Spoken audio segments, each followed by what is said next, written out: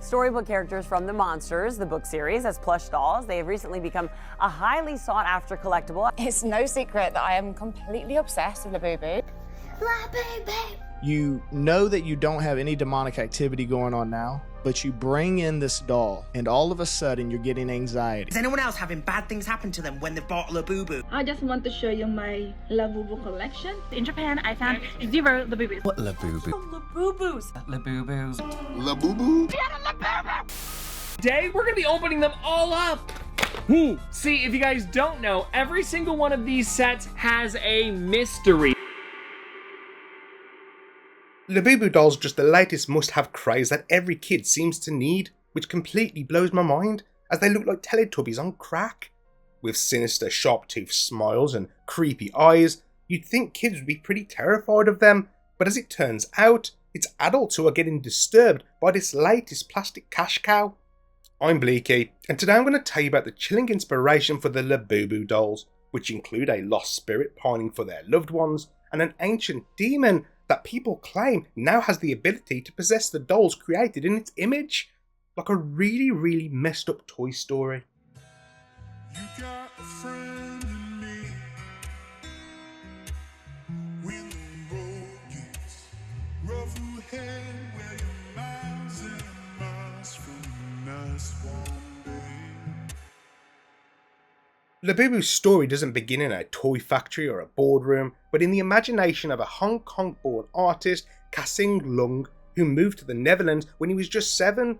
There, among the cobbled streets and gabled houses, he fell in love with Nordic fairy tales, strange whimsical stories of elves, trolls and forest spirits who could smile at you at one moment and try and harm you the next. Those tales stuck with him, their mix of charm and mischief planting the first seeds of what would become Labubu.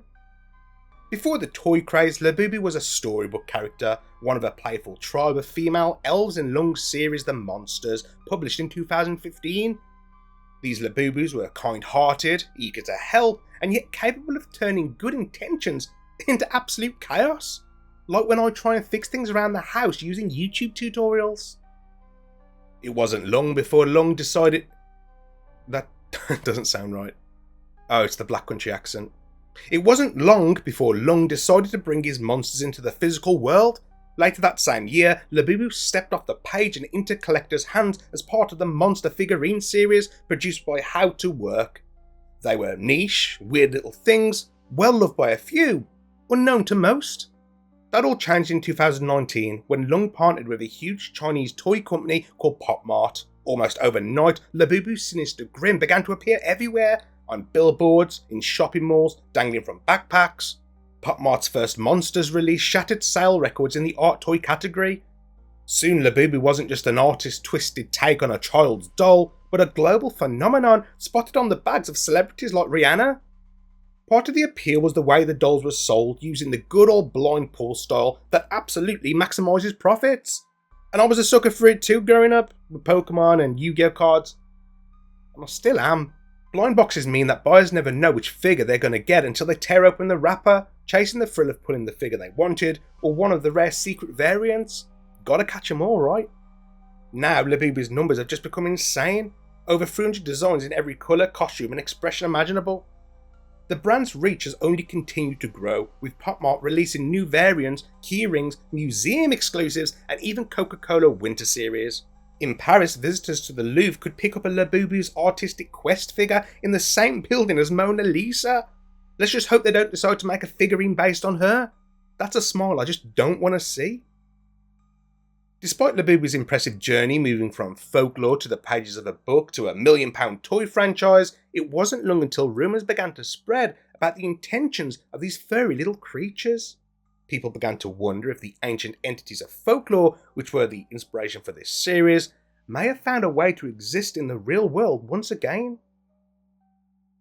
Labubu's rise wasn't just about toy shelves and Chinese import stores, it began spinning into areas no one expected. In 2024, Thailand's obsession with the creature began to cross into the spiritual. Somewhere along the line, people started saying that Labubu's image could bring wealth and good fortune. For these people, it was no longer just a cute story about some quirky creatures, but a charm that channeled some kind of power. Crafty people began turning this creature into Buddhist amulets, small enough to hang from a keychain or slip into a pocket. Some even carried Labubu in gilded cases, blessed in temple ceremonies, as if Buddha went to a furry convention.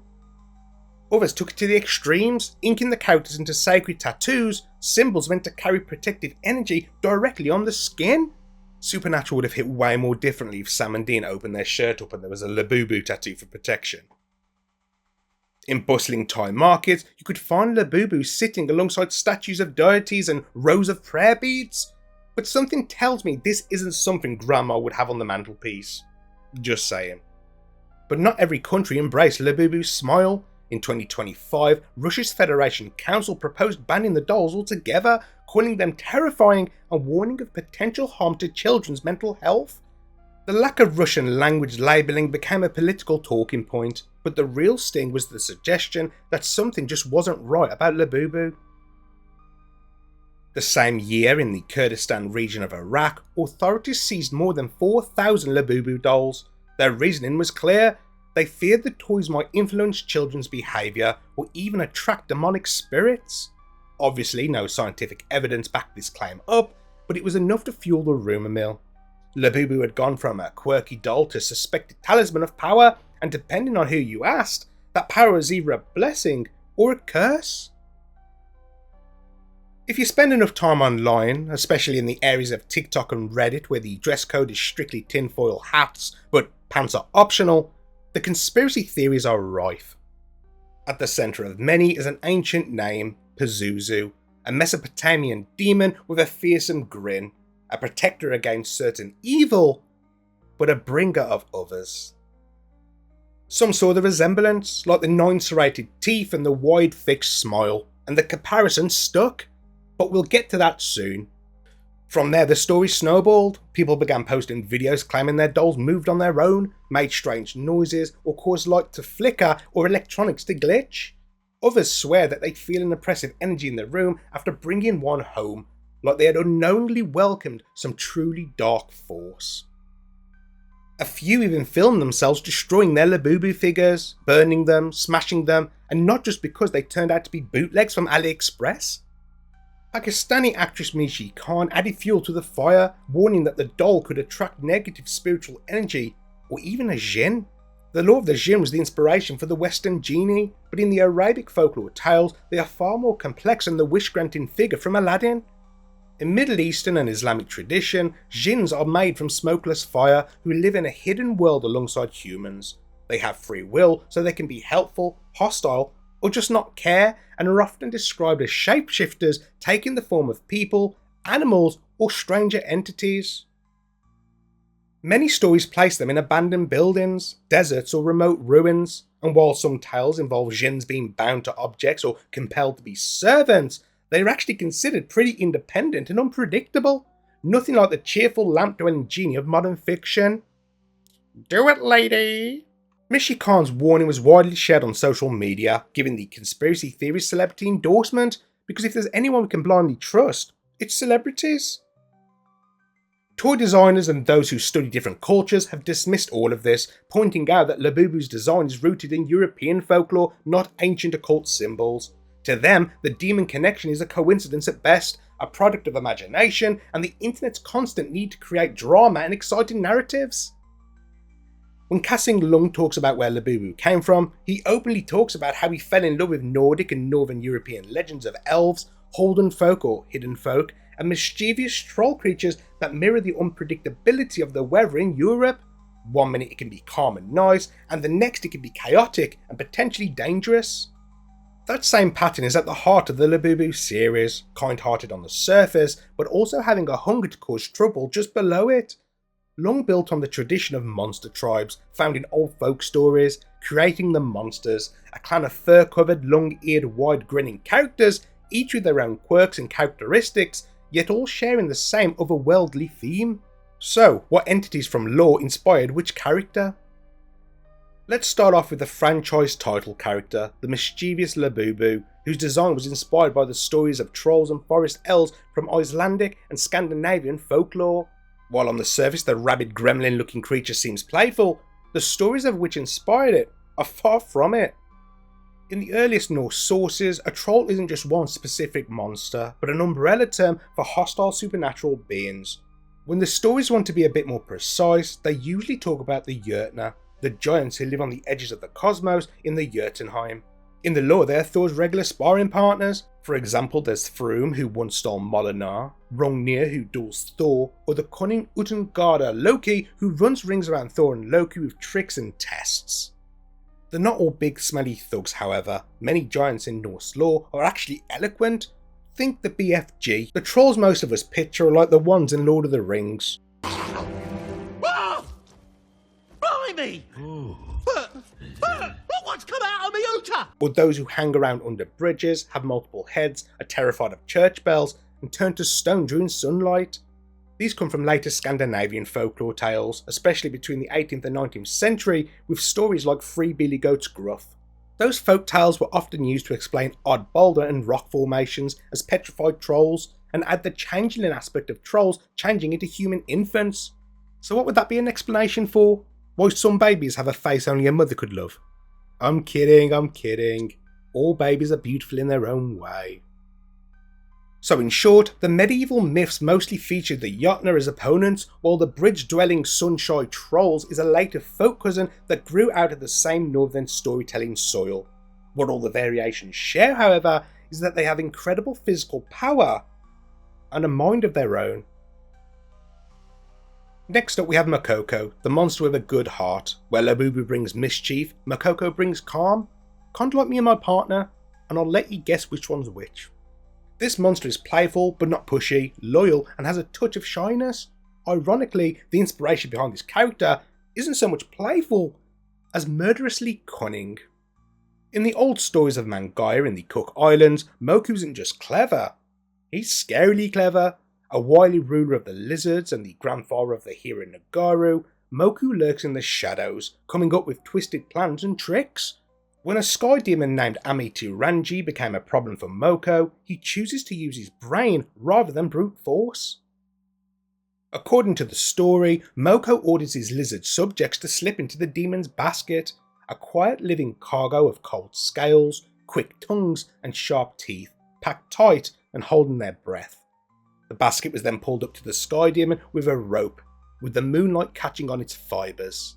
Once the demon Amateur Ramji hauls the basket up expecting a nice tribute or tools, he opens it to find countless reptiles bursting out at him. The lizards spill into the demon's palace, skittering over the rafters and corners, filling up all empty spaces. With the entire place overrun, everyone in the palace was trapped in place, with the lizards biting and clawing at those stuck there, with only their eyes able to move. What makes this story really creepy isn't just that being munched by 1,000 lizards doesn't sound like a really good time, but the idea of being an immortal being that can't escape. That's Moko's lesson in this legend. Fear doesn't always arrive as a giant threat trying to smash your door down. Sometimes it comes as small shapes in great numbers, hidden in a container. You accept it yourself. Zumomo and Labubu can look like siblings at first glance, with fuzzy coats, long ears, and that sly grin lined with little sore teeth. The silhouettes are so close that newcomers or resellers trying to rip off desperate parents at Christmas often mix them up. There's one huge difference, however. Zumomo is thought to be based on a demon, an entity you wouldn't want to mess with, and chillingly, some people are claiming that this doll has somehow become a vessel for it. The Labubu rumour mill keeps circling one ancient name, Pazuzu, a figure who walked out of 1st millennium BCE Mesopotamia with a face made to unsettle and a job description that's more complicated than demon manager of the torment department. In inscriptions he calls himself Pazuzu, son of Hanpa and Hanbi, king of the wind demons, a title that ties him to the heavy gusts people feared sweeping across Assyria and Babylonia. His appearance is what you'd expect from a demon, a human-like body capped with a horned, canine lion face with bulging eyes, a pair of wings, bird's talons for feet, and a scorpion's tail. On some of the figurines he even has an erect serpent-headed schlong. Talk about unleashing the snake. This isn't just a crude joke, however, but was seen as a symbol of protection at the time. That's right, in a massive twist, Pazuzu, despite being a demonic entity, was used to protect. households wore or hung small bronze or stone Pazuzu heads and full figurines to repel even worse forces, especially the dangerous goddess demon Lamishtu, who was blamed for attacking pregnant women and newborns. The bitch. Archaeologists have found Pazuzu pieces with suspension loops that were made to be worn on the body and texts that describe them being placed near birthing beds or doorways. They believe that the demon's terrifying appearance, turned outward like a guard dog, would scare lesser supernatural entities away. Incantations and plaques are also believed to set Pazuzu against things like Lamashtu. That paradox with a demon acting as a bodyguard is why he isn't considered simply evil in the ancient writings. He destroys things and kills people with incredibly powerful winds, yes, but also he stands between a vulnerable family and the evil lurking just outside the door. He's basically an early anti-hero. Over the centuries, the image of Pazuzu has travelled the globe. Museum collections today, including those in Baghdad, London, Paris and New York, hold Pazuzu heads and figurines that once hung in homes, lay in graves, or sat on shelves where mothers watched and prayed. Modern pop culture later borrowed his name and features, most famously in The Exorcist, making him more about possession and horror. Your mother's in here with us, Harris. Would you like to leave a message? I'll be sure that she gets it. Yes, Mom, will you get out of there, please? You're no fun! What supports the theory that the Zamomo doll is modelled on Pazuzu is not only because of its appearance, but also because it's the only figure to have a tail similar to that of the demon Pazuzu. Thankfully, they left out the serpent head accessory from the Labubu doll. So where did the comparison to Pazuzu come from? On TikTok and Reddit, posters started saying that the toothy grin on Labubu looks like the demon. From there, the comparison snowballed into a full-blown theory. Maybe Labubu isn't just about whimsical and mischievous elves. Maybe it's a modern mask for something darker. Once the name stuck, the evidence began to flood in. How do we know the names of Mesopotamian demons from the 1st century, but still waiting on the Epstein list? These files were made up by Comey, they were made up by Obama, they were made up by the Biden information. Owners shared clips claiming their dolls moved on their own or seemed to shift position when the room was empty. Not too dissimilar to other haunted doll stories like Annabelle and Robert the Doll, which you can check out in this video after you're done here. Others filmed lights flickering, described objects sliding across shelves, or reporting a heavy, oppressive feeling that seemed to settle over their house right after unboxing. A handful even posted videos of Labubu apparently casting spells, little rituals done by terrified owners or dramatised by creators who weren't exactly shy about fueling the fire and chasing views. What started online spilt into the real world too last year, with a lot of public panic and backlash. Spooked collectors took their Labubus to church for blessings, holding them up like suspect charms to prove they weren't demonic. The fear only grew further when an exorcist appeared on a podcast, warning that Christians shouldn't own Labubu dolls if they represent demonic spirits. This led to influencers taking to social media to warn others. And to my surprise, God actually checked me on it. And what he said to me was, this is so important. He said, Angela, if even just one parent throws that doll away and one child stops having nightmares because of it, was it not worth it to talk about? The folklore versus demon debate kept raging, with the designers and cultural experts pointing back to its European and Nordic inspirations, not Mesopotamian demonology. You see, historically, even Pazuzu's own amulets were used for protection, to tell evil spirits to kick rocks. But the internet isn't always a place for rational thinking and healthy debate. Algorithms reward dread, and the Pazuzu tag let Labubu trend even further thanks to this new ghost story edition. Clips, comments, coincidences, and a name borrowed from an ancient empire made for all the ingredients of a good trend. Another distinct character in the Labubu universe is Taikoko, who is Labubu's skeletal-looking boyfriend. This character is believed to have been inspired by the European friendly ghost archetypes and the spirits that can't move on because they love someone in the living world too much, even if the feeling isn't neutral. This fits well for Taikoko, as the ghost inspirations are non-threatening, benevolent, or filled with hate. Instead of being portrayed as a vengeful spirit or a harbinger of doom, these ghosts often linger because of love, loyalty, or unfinished emotional business, making them more sympathetic characters. In Labubu, Taikoko is often teased by his girlfriend and clearly loves her more than she loves him.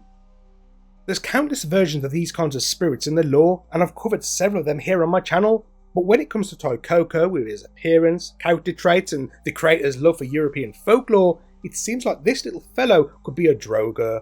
In most sagas that originated in Norway and Iceland, Droger are undead guardians of treasure who look corpse-like and often skeletal.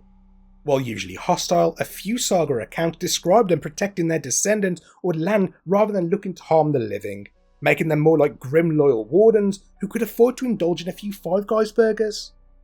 Toy Coco could also be inspired by memento mori in Scandinavian church art.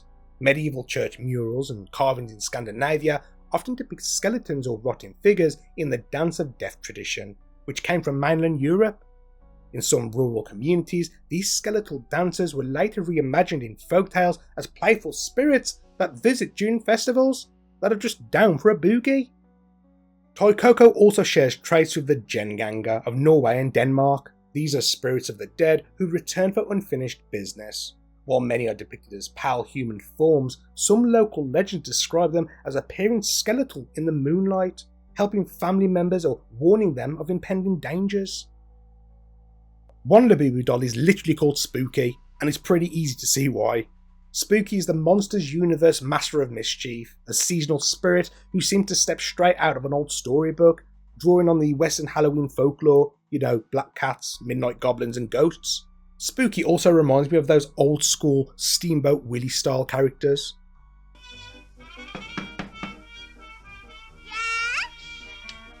This is the moving man. In Nordic folklore, there are the Nissi and the Tomti, small gnome-like beings who usually live on farms. They tend to appear during seasonal festivals, especially Yule, although older tales say that they're around all year. They were said to be helpful and protective if treated nicely, but if disrespected, they turn mischievous and even vengeful. While they're mostly linked to winter, their role as festival guardians, they are also said to join the roster of supernatural creatures during Halloween. Then there's the Tussa or Tuss folk, hidden creatures who live in hills or under rocks. They're also referred to as trolls, tied to seasonal celebrations and crossroads, and they love playing tricks on travellers. Sometimes their pranks are harmless, other times they can be pretty unsettling, like stealing things, tricking people, or causing injuries by luring them into some dangerous part of the woods. Interestingly, the lore says that these entities don't actually kill people, just mess with those who mess with them. Hell hath no fury like a Tussa scorned, I guess. Labubu's eerie charm has made it the perfect fit for the internet's favourite mix of spooky and cute, but it's worth noting that the connections to ghost stories may not come from ancient folklore at all. In many cases, it's just as likely to be a clever marketing hook or a way for influencers to create viral content. I mean, just look at these things, the appearance does half the work. But the idea of toys being haunted is nothing new.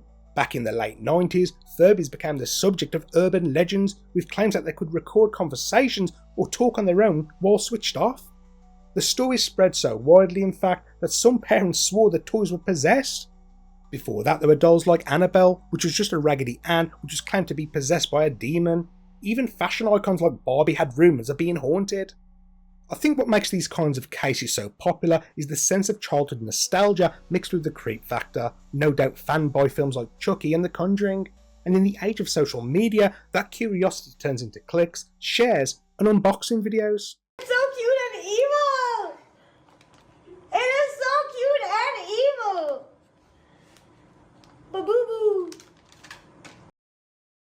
So what do you guys think? Should the supernatural stories of demonic possession and bad energy now be known as the curse of Labubu? Or just a load of poo-poo? Let me know in the comment section below. And until next time, sleep well, friends.